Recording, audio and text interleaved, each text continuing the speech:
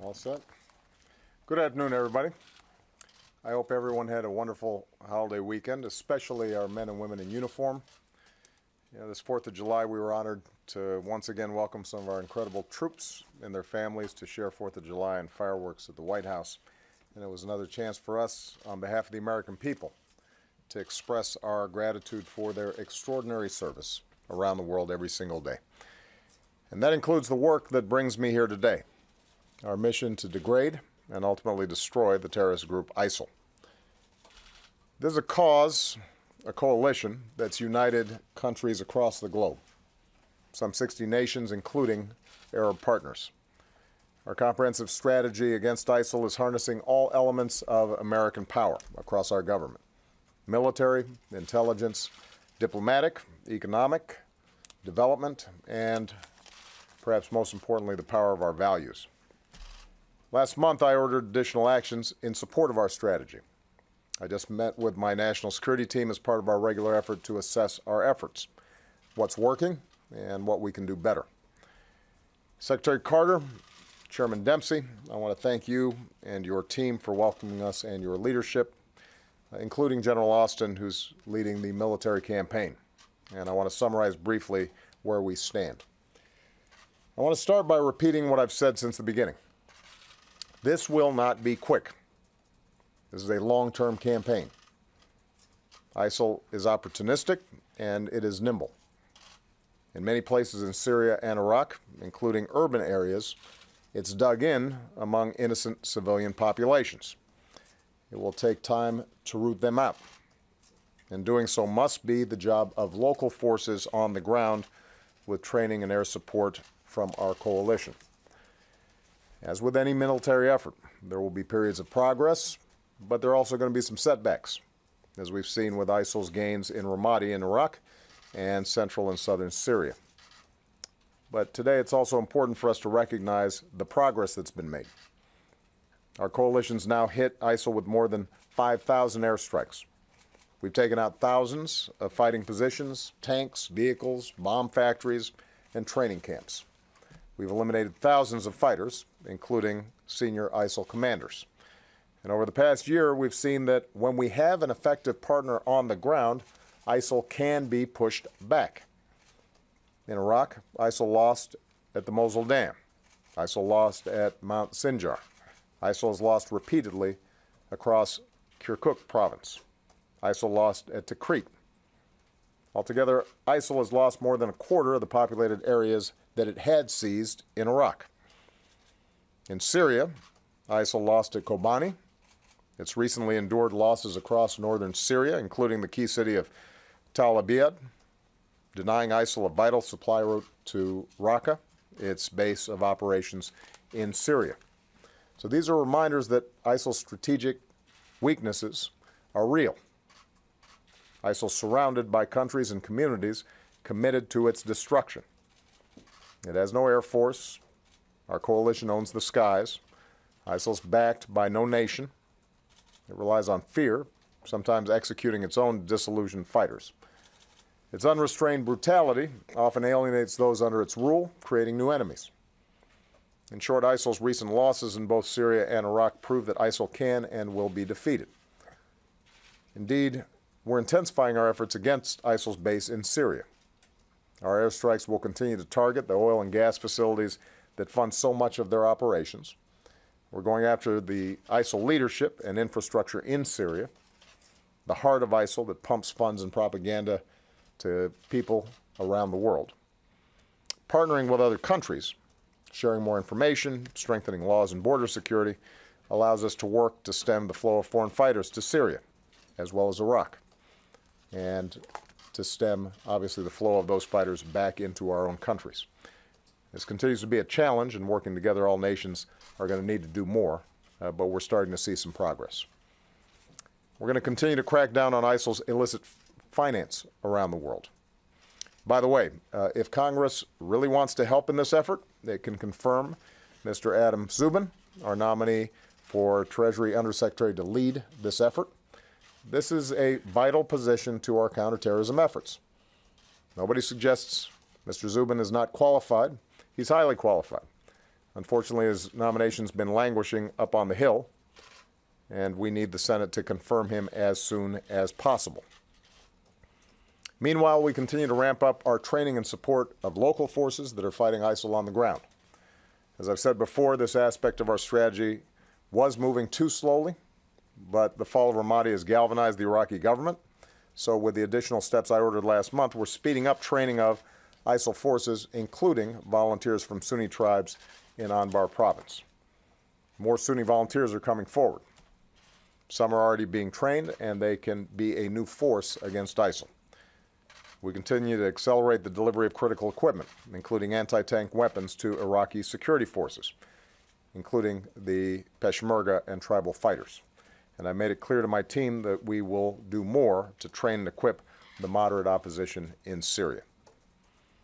Now, all this said, our strategy recognizes that no amount of military force will end the terror that is ISIL unless it's matched by a broader effort, political and economic, that addresses the underlying conditions that have allowed ISIL to gain traction. They have filled a void, and we have to make sure that as we push them out, that void is filled. So as Iraqi cities and towns are liberated from ISIL, we're working with Iraq and the United Nations to help communities rebuild the security, services, and governance that they need. We continue to support the efforts of Prime Minister Abadi to forge an inclusive and effective Iraqi government that unites all the people of Iraq, Shia, Sunni, Kurds, and all minority communities. In Syria, the only way that the civil war will end, and in a way so that the Syrian people can unite against ISIL, is an inclusive political transition to a new government without Bashar Assad, a government that serves all Syrians. I discussed this with our Gulf Cooperation Council partners at Camp David and during my recent call with President Putin. I made it clear the United States will continue to work for such a transition.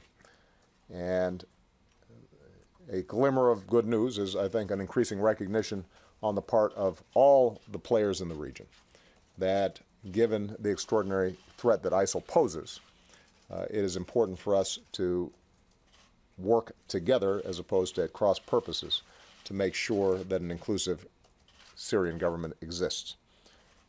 While the focus of our discussions today was on Iraq and Syria, ISIL and its ideology also obviously pose a grave threat beyond the region.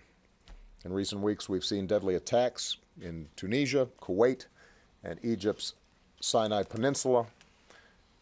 We see a growing ISIL presence in Libya and attempts to establish footholds across North Africa, the Middle East, the Caucasus, and Southeast Asia. We've seen attacks in Ottawa, Sydney, France, and Copenhagen. So I've called on the international community to unite against this scourge of violent extremism. In this fight, the United States continues to lead. When necessary to prevent attacks against our nation, we'll take direct action against terrorists. We'll continue to also partner with nations from Afghanistan and Nigeria to build up their security forces. We're going to work day and night with allies and partners to disrupt terrorist networks and thwart attacks, and to smother nascent ISIL cells that may be trying to develop in other parts of the world. This also includes remaining vigilant in protecting against attacks here in the homeland. Now, I think it's important for us to recognize the threat of violent extremism is not restricted to any one community. Here in the United States, we've seen all kinds of homegrown terrorism.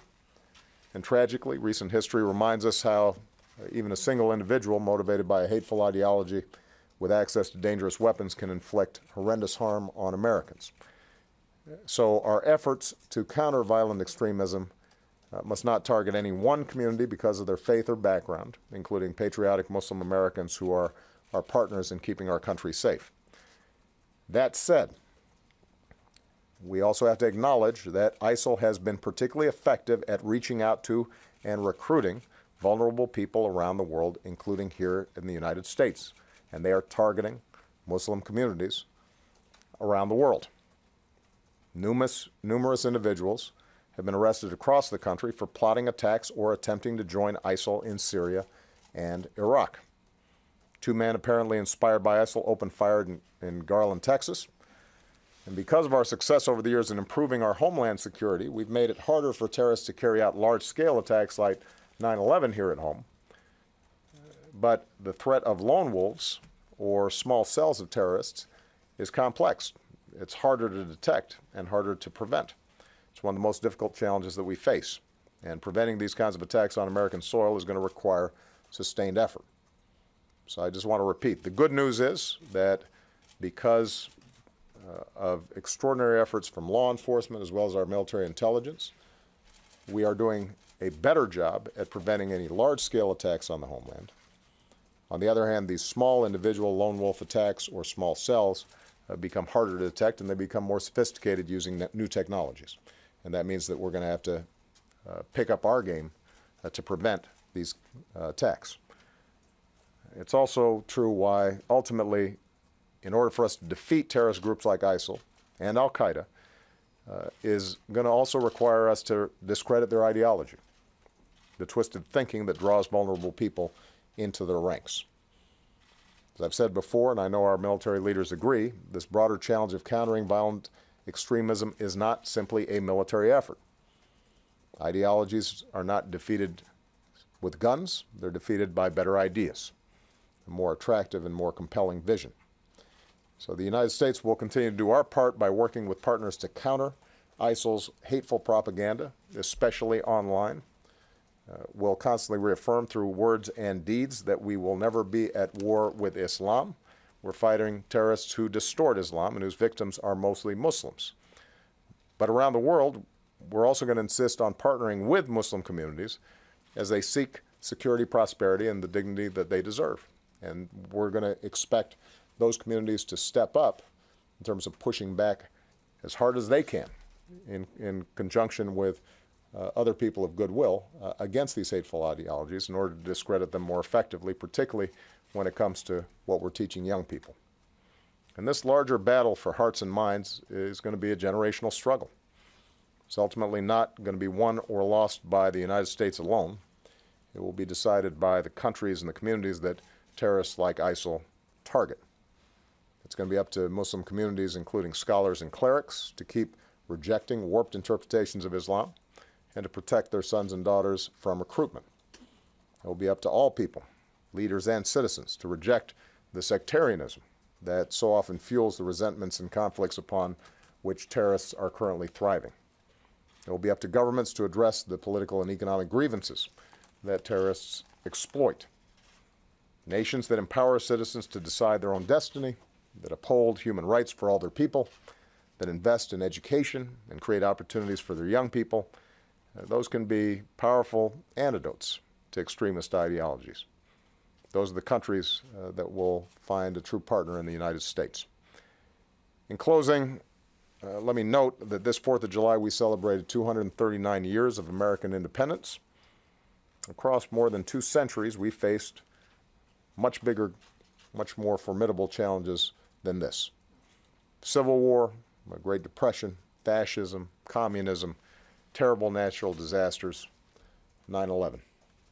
And every time, every generation, our nation has risen to the moment. We don't simply endure, we emerge stronger than before, and that will be the case here. Our mission to destroy ISIL and to keep our country safe will be difficult. It will take time. There will be setbacks as well as progress.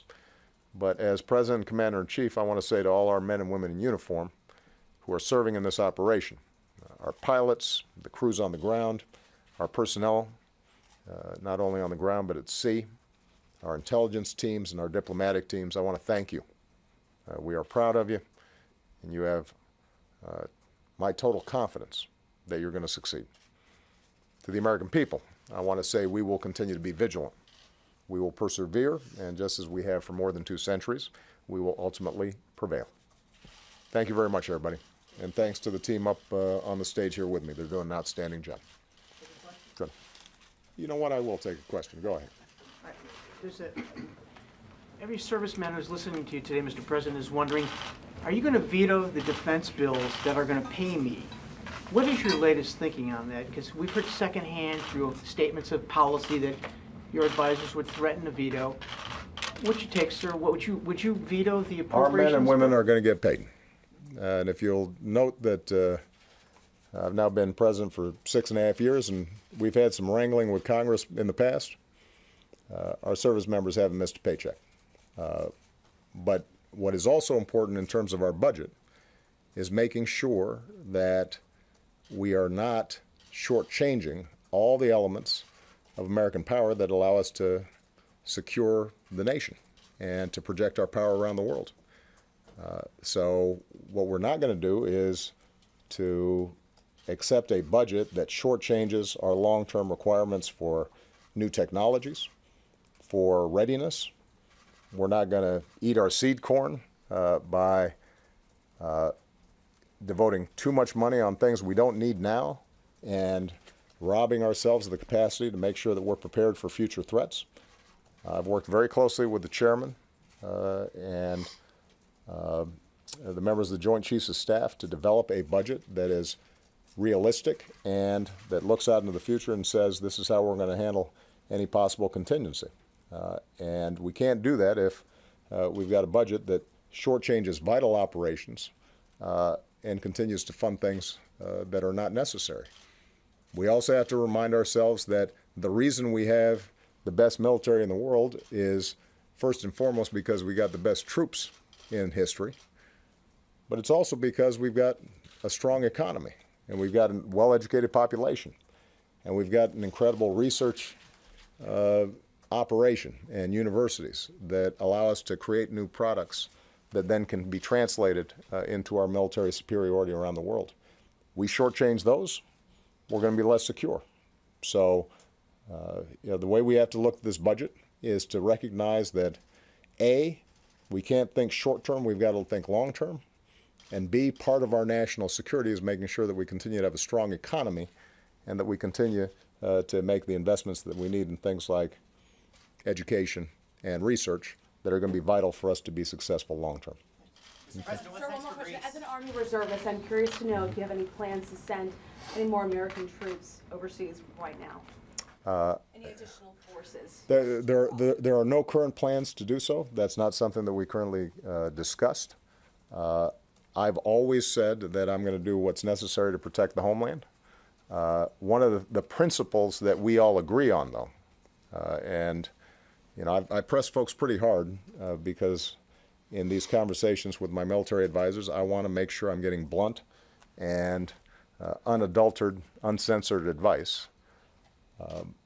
But in every one of the conversations that we've had, the strong consensus is that in order for us to succeed long-term in this fight against ISIL, we have to develop local security forces that can sustain progress.